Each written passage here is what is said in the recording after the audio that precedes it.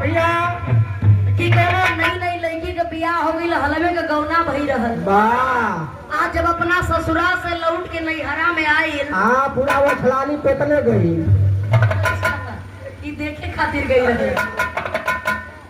बहुत बड़ा बड़ा खलीफा लोग भवन गुरुजी दुल्ही जाके नैहरा में बतावत दिया कि हम तो तर गईली वाह वो तो सर गई ना अच्छा वो सर गई ना जैसे ही सरत हो इनहू का मलिकान है बेचारी हो रात दिन परेशाने रहेली कि कौने जन्म का हम कहाँ बिगड़लिन कि इनके हम पौले कि जब घरे नहीं है तो जब ले 4 बाल्टी पानी इनके देही पर फेंकाई ना तब ले इनके होश नहीं आवे बड़ा बढ़िया आदमी रखले भाई जाती गुरुजी अब पहुंचा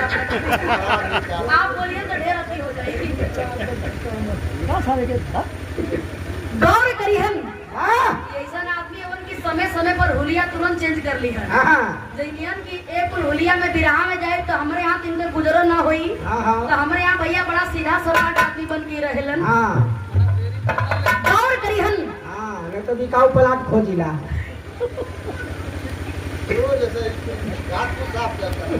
देखे दुल्हन कहा दिया कि हम तो तर गईले अब जैसे मन जो के घर पर बढ़िया मिल जाए तो भाई अपन दिल का बात बतेबे करी मत छुपा वाली कोनो बातें ना है ना भैया और लड़की बेचारी बड़ा भाग्यवान रहल क्योंकि मन पसंद सब कुछ मिल गई लेकिन देखें मास्टर साहब तनी कोनो ऐसा गीत बजे कि माता बहन लोगों ने बैठल बड़ी सबके आनंद आ जाए वाह कैसे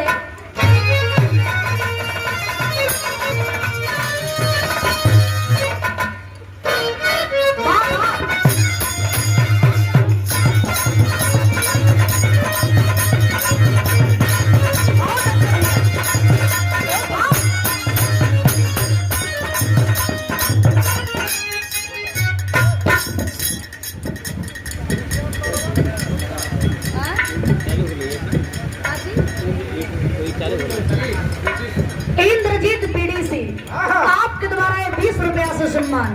बहुत बहुत मैं आपका सम्मान और स्वागत करती हूँ प्रणाम करती हूँ बहुत बहुत धन्यवाद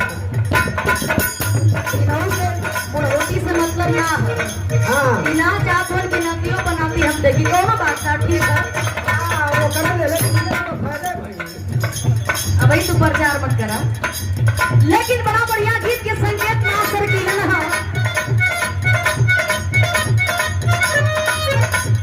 गाँव भर का बड़ा प्यारी भौजाई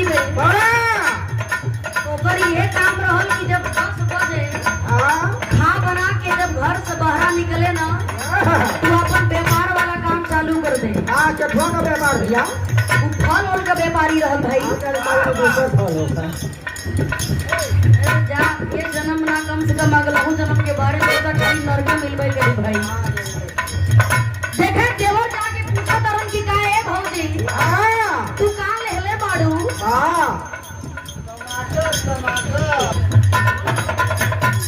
गौर करी हल भौजाई से देवर तू कहा तरन की भौजी तू ठेला पर लेले का बाड़ू आजकल ये गीत बड़ा ट्रेंडिंग में चला था बड़ा लोग इनके गावत तरन बड़ा लोग बजावत है भौजाई कहे कहती है सुना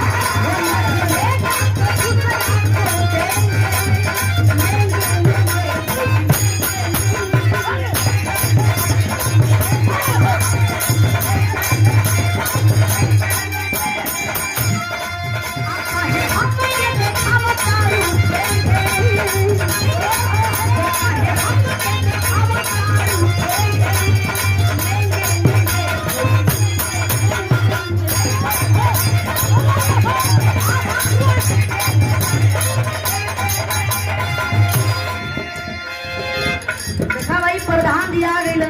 हम तो कहीं कि हम ही के लोग 500 दे के चल दी है का कौनो बात ना छुट्टा कराई रतिया भरा वही के दे देंगे है लेकिन